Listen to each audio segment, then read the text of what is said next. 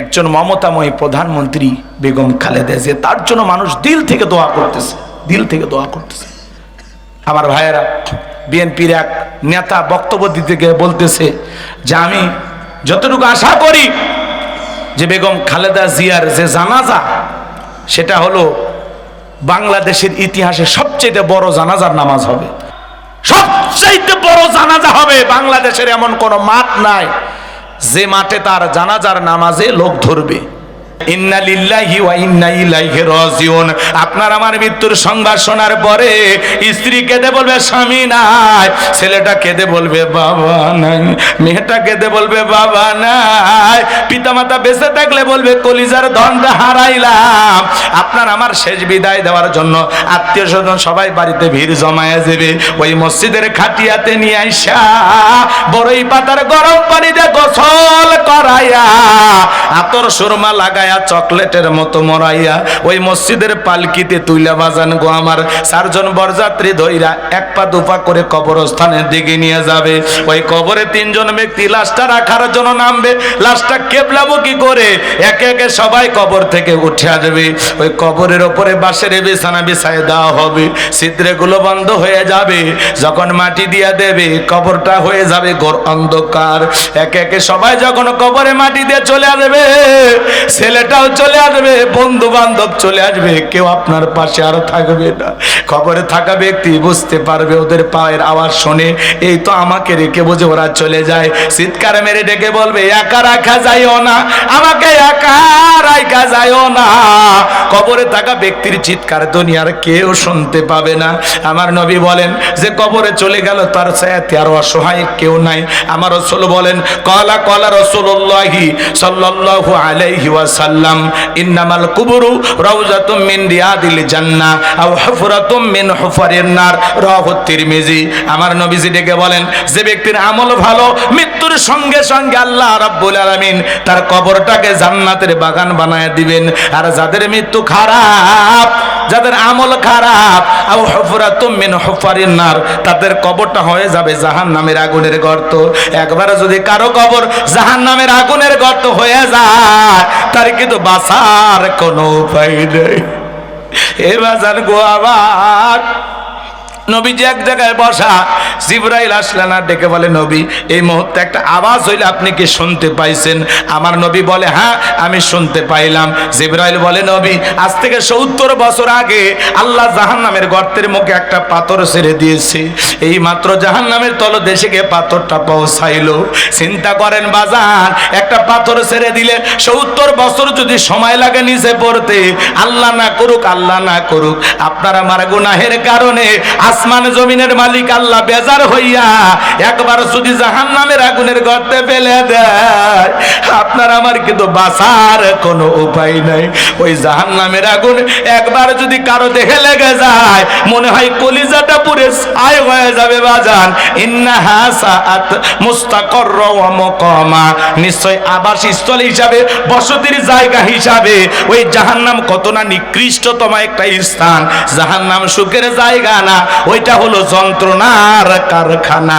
আল্লাহ আমাদের সবাইকে জাহান্নামের আগুন থেকে মুক্তি দেন, জোরে বলেন আমিন।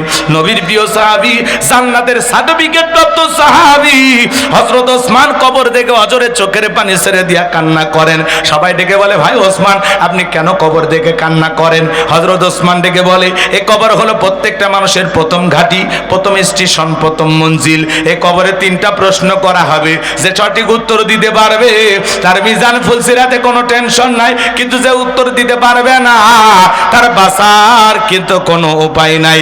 ওই কবরের ভিতরে 1 নাম্বার প্রশ্ন করা হবে মার রব্বুকা, তোমার রব কে? কবরের ভিতরে রব সম্পর্কে প্রশ্ন আছে না নাই? রূহের জগতে আল্লাহ প্রশ্ন করেছিলেন, উত্তর দিয়ে আসছেন। এইবার দুনিয়ার জীবনে পড়তে পড়তে সব জায়গায় রব, আমরা যেন রবকে ভুলে না যায়। কবরে ঢোকা মাত্রই আল্লাহ তাআলার ফেরেশতারা সর্বপ্রথম আপনাকে আমাকে প্রশ্ন করবেন মার রব্বুকা, তোমার রব কে? তোমার রব কে? দুনিয়াতে কার গোলামি করছো?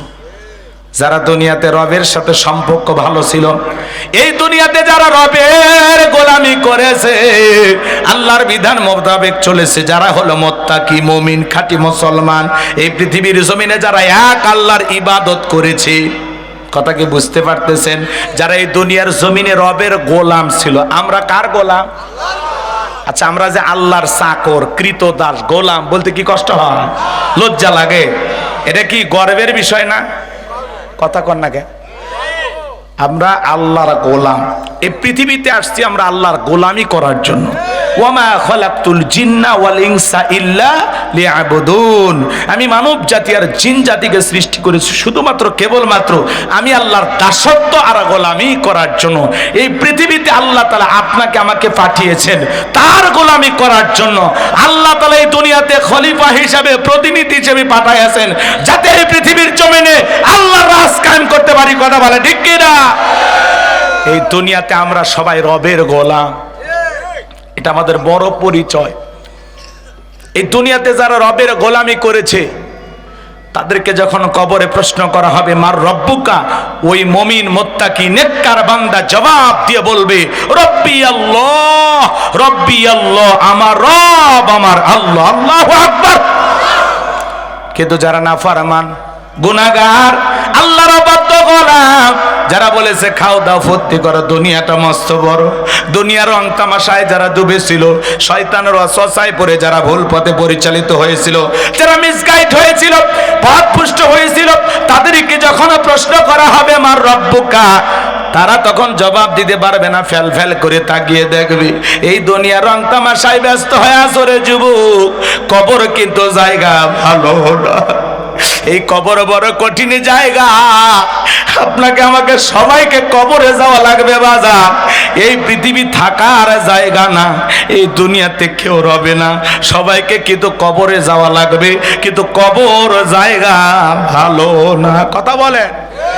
6 দিন পরে নখ কষে যাবে, 9 দিন পরে চুল, কবর গাগির সামান নিতে কইরো না কেউ ভুল। কবর জায়গা ভালো নয়, কবর জায়গা ভালো নয়, কবর জায়গা ভালো নয়। আমল দিয়ে কবর গৃহ সাজিয়ে নিতে হয়। 17 দিনে পেট পেটে শেষ পোকার খাদ্য হবে, 60 দিন পরে গোশত থাকবে না, কঙ্কাল পরে রবে। পেটটা ফেটে যাবে, পোকাগুলো কিলবিল করে নাক মুখ কান দিয়ে প্রবেশ করবে, দেখের সুন্দর চুলগুলো পড়ে যাবে, গোস্তগুলো খসে খসে পড়বে, কি বিচ্ছিরি দুর্গন্ধ বের হবে, মানুষ নাকে কাপড় দিয়ে কবরের পাশ দিয়ে হেঁটে যাবে। কত দামি মেডিসিন শরীরে ব্যবহার করলাম, আমার দেহটা মাটিতে পচে যাবে। আবার কত মানুষ দেখি শত শত বছর পরেও লাশটা যেমন তেমনই থাকে। কত ঘুঘু মুন্সি কুড়িগ্রামে বের হইল, শত বছর পরেও লাশটা পচে নাই, কাপনের কাপড় পর্যন্ত নষ্ট হয় নাই। আমলের মেডিসিন নিয়ে কবরে ঘুমাইতে হবে বাজার, নেক আমল করে কবরে যেতে হবে। কথা বলেন? না হলে কবরের চাইতে বড় ফিতনা কিছু নাই। আমার নবী বলেন দাজ্জালের ফিতনার চাইতেও কবরের ফিতনা মারাত্মক মারাত্মক মারাত্মক। দাজ্জালের কঠিন ফিতনার চাইতেও কবরের ফিতনা আরো বেশি। আল্লাহ আল্লাহ আমাদের কবরের সলজটকে সহজ করে দিও। আল্লাহ আমাদের কবর থেকে জান্নাত পর্যন্ত রাস্তা তৈরি করে দিও। আল্লাহ যতদূর চোখ যায় ততদূর পর্যন্ত কবরকে প্রশস্ত বানায় দিও। জান্নাতি ফুল দিয়া কবরটা ডেকোরেশন করে দিও। একটু জিলে বলেন আমিন। 17 দিনে পেট পেটে শেষ পোকার খাদ্য হবে, 7 দিন পরে গোশত থাকবে না, কঙ্কাল পরে রবে। 90 দিনে হাড়ে গুলি সব, 90 দিনে হাড়ে গুলি সব আলাদা হয়ে রয়। কবর জায়গা ভালো নয়, কবর জায়গা ভালো নয়। আমল দিয়ে কবর গৃহ সাজায়া নিতে হয়। আখিরাতের প্রথম ধাপ হলো কবর। পরকাল জীবনের সূচনা হলো কবর। পরকাল জীবনের প্রথম প্রথম প্রথম কবর। যুবক একা একা একা রুমে তুমি থাকতে পারো না। তুমি দুনিয়াতে 31 নাইট পালন করার জন্য পাগল, হ্যাপি নিউ ইয়ার পালন করার জন্য পাগল, 14ই ফেব্রুয়ারি পালন করার জন্য তুমি পাগল। এই দুনিয়াতে কত আনুষ্ঠানিকতা, কত উদযাপন, কত দিন, কত রাত উদযাপন করলা। একটা বার চিন্তা করো, কবরের প্রথম রাতটা কিভাবে কাটবে? কিভাবে আমার কবরের প্রথম রাতটা কাটবে? কি হবে আমার কবরে? না থাকবে বন্ধু, না থাকবে সাথী, না থাকবে বাতি, নাই জানালা, নাই দরজা, এই ছোট্ট মাটির ঘরে আমার সাথে কি করা হবে? একটু কি চিন্তা করার দরকার নাই? হে যুবক, দুনিয়া রং তামাশায় গুনাহের সাগরে হাবু ডুবু খাইতেছো, দুনিয়া রঙিন মনে হইতেছে, যা চাইতেছো তাই পাইতেছো, মনে করতেছো খাও দাও ফুর্তি করো, দুনিয়াটা মস্ত বড়। হ্যাঁ, দুনিয়ার রং তামাশায় ব্যস্ত হয়ে আসো। যুবক, এখনো সময় আছে, ফিরে আসো রবের দিকে, এখনো সময় আছে। মসজিদের দরজাটা এখনো খোলা তোমার জন্য যুবক। মসজিদ 5 ওয়াক্তে আজান দিয়ে এখনো তোমাকে ডাকে যুবক। আর খেলাধুলা করো না, আর দুনিয়ার রং তামাশায় ব্যস্ত থেকো না। এসো না মসজিদে যায়, মালিককে সিজদা দিই, এরপরে না দুনিয়া, এরপরে না খেলাধুলা, এরপরে না দুনিয়াদারি। কথা বলেন ঠিক কিনা? আগে আমি রবের গোলাম, আগে আমি রবের গোলামি করব, আগে আমি আমার মালিককে খুশি করব। এই কপালটা মালিকের কুদরতি কদমে নত করার মধ্যে মুমিনের জীবনের সবচাইতে আনন্দের মুহূর্তে, সবচাইতে ভালো লাগার মুহূর্ত। কথা বলে ঠিক কিনা? একজন মুসলমানের এটাই তো সবচেয়ে বড় পাওয়া, যে আমি আমার কপাল দিয়ে আমার মালিকের কুদরতি কদমে সিজদা দিই। আমি 5 ওয়াক্ত মসজিদে গিয়ে জামাতের সহিত মাথাটা নত করে আমি আমার মালিক, আমার রব, আমি আল্লাহকে সিজদা দিই। এটা তো মুমিন জীবনের সবচেয়ে বড় পাওয়া, যে আমি আমার এই কপালটা দিয়ে আমার মালিককে সিজদা দিই। এটা তো আমার আনন্দের বিষয়, তৃপ্তির বিষয়, ভালো লাগার বিষয়। আমি এমন এক মালিকের গোলামি করি, আমি সিজদায় গিয়ে মাথাটা নত করে বলি, ও মালিক ভুল করেছি, ও মালিক আমি তওবা করি, ও মালিক ফিরে আসছি তো তোমার কুদরতি কদমে। এই যে মাথাটা নত করলাম, যতক্ষণ না গুনাহ মাফ না করছো ততক্ষণ মাথা তুলবো না, যতক্ষণ আমার অপরাধ ক্ষমা করছো ততক্ষণ পর্যন্ত আমি মসজিদ থেকে বের হব না, সিজদা থেকে মাথা উঠাবো না। কই জীবনে কি এরকম 2-1টা সিজদা দিয়েছেন? দেন নাই। আসুন না ভাই, পরিবর্তন হয়ে যায়। আমলের বিকল্প কিছু নাই। পরকালে তার আমল যত বেশি ভালো, সে তত বেশি ভালো থাকবে। আমলের প্রতিযোগিতা এই দুনিয়ার জমিনে করতে হবে। যত বেশি আমল করা যায়, যত বেশি নেক আমল করা যায়।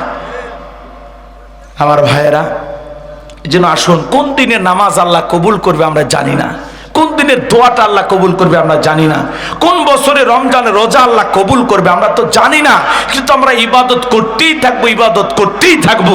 জাতির জীবনের যদি 2 রাকাত নামাজও কবুলের মতো নামাজ হয়, আল্লাহর পছন্দের মতো হয়, বলা যায় না আপনার এই 2 রাকাত নামাজ আপনাকে জান্নাতে নিয়ে যাওয়ার জন্য যথেষ্ট হয়ে যাবে।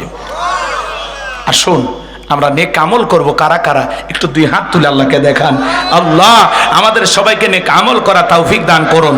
আল্লাহ আমাদের সবাইকে আপনার পথে ফিরে আসার তৌফিক দান করুন। ও মালিক, সিরাতাল মুস্তাকিমের পথে আমাদেরকে আপনি পরিচালিত করুন। চিল্লায় বলুন আমিন। আরেকটু জোরে বলেন আমিন। হাত নামান। আমার দরদের ভাইয়েরা, সবাইকে পৃথিবী ছেড়ে যেতে হবে। আজকে দেখেন 3 বারের প্রধানমন্ত্রী দেশ নেত্রী বেগম খালেদা জিয়া অসুস্থ। সারা দেশের মানুষ দলমত নির্বিশেষে তার জন্য দোয়া করতেছে। মসজিদ থেকে দোয়া হচ্ছে, মাদ্রাসা থেকে দোয়া হচ্ছে, বিভিন্ন দলের নেতা কর্মীরা দোয়া করতেছেন। তিনি শুধু এমন একজন প্রধানমন্ত্রী বেগম খালেদা জিয়া, আপসহীন নেত্রী যাকে বলা হয়, যেই নেত্রী এই বাংলাদেশে পর 3 বার ক্ষমতা এসেছেন, একটি বারের জন্য ইসলামের বিরুদ্ধে একটি আইন এই দেশে পাশ করেনি। কথা বলেন ঠিক কিনা? ইসলামের বিরুদ্ধে কোনো কাজ করেন নাই, কখনো আলেমদেরকে নির্যাতন করেন নাই। বরাবর তিনি ছিলেন ইসলাম প্রিয়, আলেম প্রিয়। ওনার বাড়িতে ডিউটি করা একজন প্রশাসনের দায়িত্বশীল ভাই বলেছেন যে আমি দেখেছি ম্যাডাম নিয়মিত 5 ওয়াক্ত সালাত আদায় করতে। আল্লাহু আকবার বলেন।